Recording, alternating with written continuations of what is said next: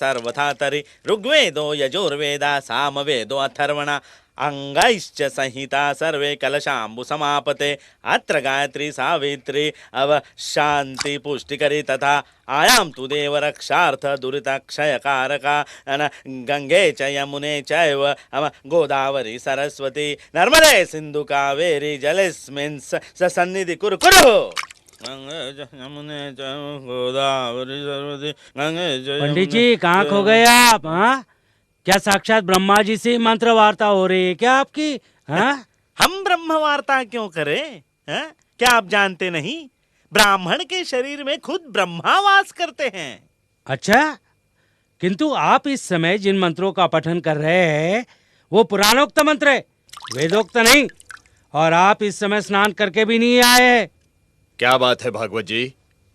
महाराज, नारायण स्वामी इस समय जो मंत्र पढ़ रहे हैं वो पुराणोक्त मंत्र है, किंतु राजा के स्नान के समय कभी भी वेदोक्त मंत्र पढ़ने का प्रावधान है और इसके लिए भज्जी को स्नान करके आना अनिवार्य है। और इस समय भज्जी स्वयं ही स्नान करके नहीं आए। भज्जी, बिना नहाए आप मंत्रोच्चार करके धर्म का सर्वनाश करना चाहते हैं? महाराज, मैं जो कुछ भी कर रहा हूँ वेद मनुस्मृति के नियमों से ही कर रहा हूँ। इसका अर्थ बिना नहाए मंत्र पठन करने का अधिकार वेद मनुस्मृति ने आपको दिया है? महाराज, कदाचित आप भूल कर रहे हैं।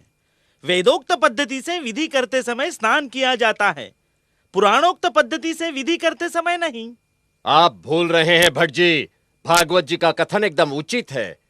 शास्त्रानुसार राजा के स्नान विधि के समय मंत्र पुराणोक्त पद्धति से नहीं अपितु वेदोक्त पद्धति से पठन करना चाहिए तथा वेदोक्त पद्धति से पहले पुरोहित का स्नान करना अनिवार्य है। मैं कुछ भी नहीं भूला हूं महाराज।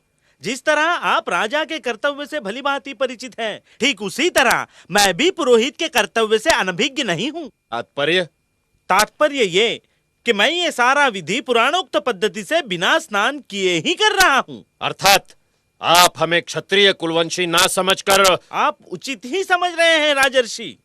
जब तक सर्वशक्तिमान पुरोहित वर्ग आपको क्षत्रिय होने की मान्यता नहीं देता तब तक। नारायण भट्ट, धर्मानुसार ब्राह्मण श्रेष्ठ है महाराज, और मैं अपने ब्राह्मण धर्म का यथावत पालन कर रहा हूँ। जब तक आपको क्षत्रिय होने की मान्यता नहीं मिल जाती तब तक आप मेरे लिए शूद्र समान ही हैं। मैं क्या हूँ और क्या नहीं ये तुम मुझे बताओगे? मैं ठुकराता हूँ तुम्हारे नीति नियमों को, तुम्हारे चातुर्वर्ण के षड्यंत्र को। तुम वही पुरानी घिनौनी श्रृंखला की कड़ी हो जिन्होंने हमारे श्रद्धेय पूर्वज श्री छत्रपति शिवाजी महाराज के राज्याभिषेक के समय उन्हें शूद्र कहकर अपनी मूर्खता का परिचय दिया। लेकिन मैं तुम्हारे इन पाखंडों को चलने नहीं दूंगा। निकल जाओ यहां से।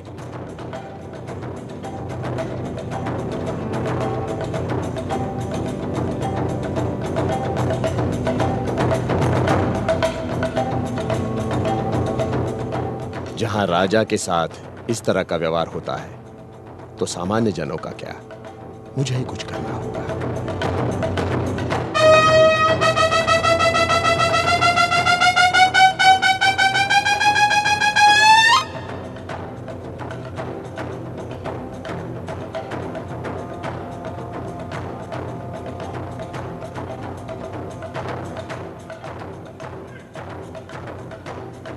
वर्णवाद ने हमें ही अपमानित किया है।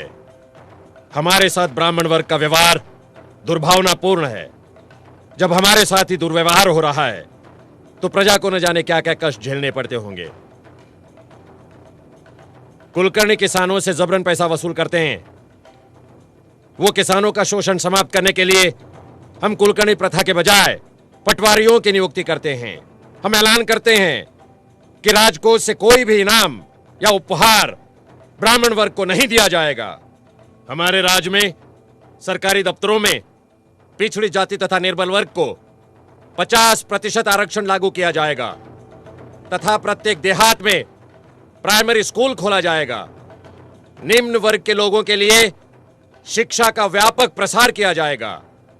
मुस्लिम प्रजाजन शिक्षित बने इसलिए हम स्वतंत्र रूप से मुस्लिम शिक्षा समिति गठित कर रहे हैं। कोल्हापुर रियासत का प्रशासन बहुजन कल्याण के लिए वचनबद्ध है।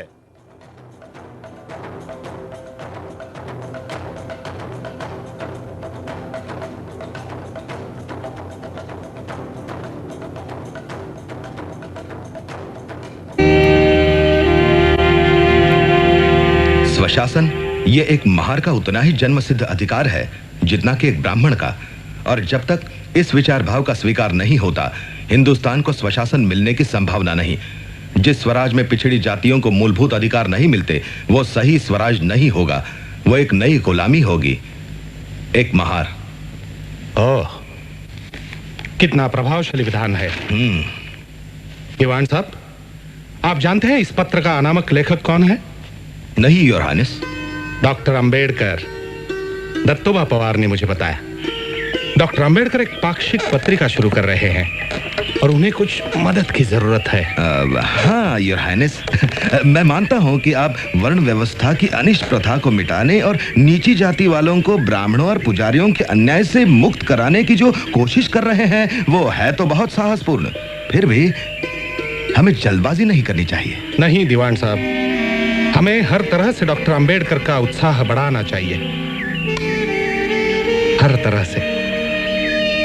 हम मदद करेंगे उनके पाक्षिक मूक नायक की। मूक नायक, वंचित जगत का नायक।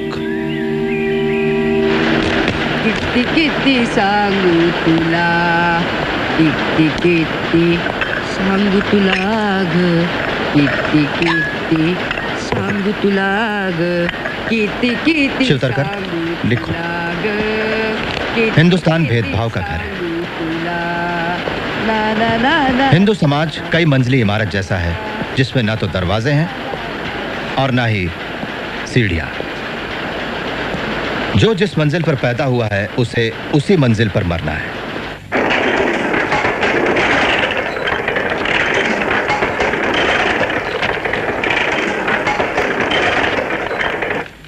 इस मानगांव परिषद ने मुझे विश्वास दिलाया है कि आपको अंबेडकर के रूप में अपना उद्धारक मिल गया। मुझे भरोसा है ये आपकी बेड़ियां तोड़ डालेंगे। इतना ही नहीं, वो समय आएगा, मेरा मन मुझे कहता है, जब अंबेडकर इस देश के अग्रणी और महान नेताओं में गिने जाएंगे।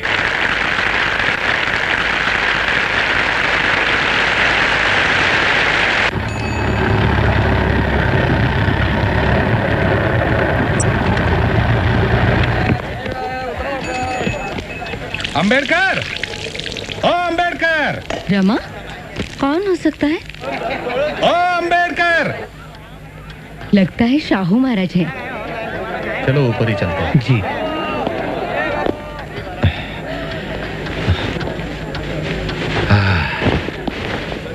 नमस्ते महाराज, बैठिए। अंबेडकर। हाँ, एक कप तुम्हारी स्पेशल चाय मिलेगी बहन रमाबाई। रामू, चाय। ये बात बिल्कुल सच है कि हर महान आदमी के पीछे एक स्त्री होती है, रमा बहन जैसी। तुम भाग्यशाली हो अंबेडकर। हाँ, हाँ। पढ़ाई के लिए लंदन जा रहे हो ना? मेरी छोटी सी भेंट, खोलिए उसे।